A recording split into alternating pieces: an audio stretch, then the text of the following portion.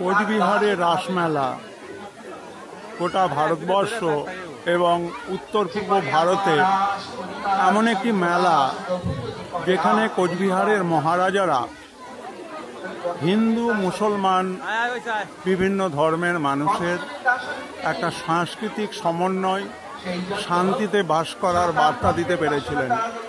এই যে আমাদের এখানে যে রাসচক্রটা ঘুরছে, এই রাসচক্র তৈরি করেন মহারাজার সময় থেকে একটি মুসলিম পরিবার, এবং এই মুসলিম পরিবারটি অত্যন্ত নিষ্ঠার সঙ্গে এই রাসচক্র নির্মাণ করেন। মুসলিমরা তাদের যেরকম তাজিয়াটাকে সুন্দর করে সাজিয়ে তোলে, তেমনি এই রাসচক্রকে তারা সাজিয়ে তোলে।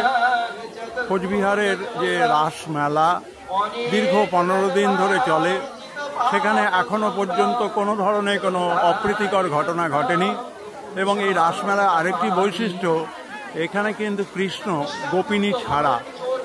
তার কারণ কোচবিহারের রাজ ইতিহাসে তাদের যে কুলদেবতা, তিনি যখন দেখলেন যে কৃষ্ণের সঙ্গে গোপিনীকে স্থাপন করার চেষ্টা হয়েছে, তখন তিনি তাদের রাজবাড়ি পরিত্যাগ করেন। তার জন্য স্বপ্নও তিনি পান মহারাজা, এবং সেখানে দেখা যায় যে কৃষ্ণের সঙ্গে গোপিনী নেই, এখানে রাধা মাধব একাই থাকেন। এই হচ্ছে সংক্ষিপ্ত কোচবিহারের রাসমেলা।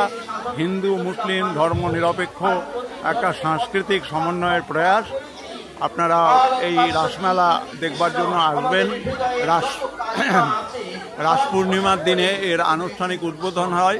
কোচবিহার জেলার যিনি জেলা শাসক থাকেন, তিনি আনুষ্ঠানিকভাবে রাজপ্রতিনিধি হিসেবে এই কাজ করেন।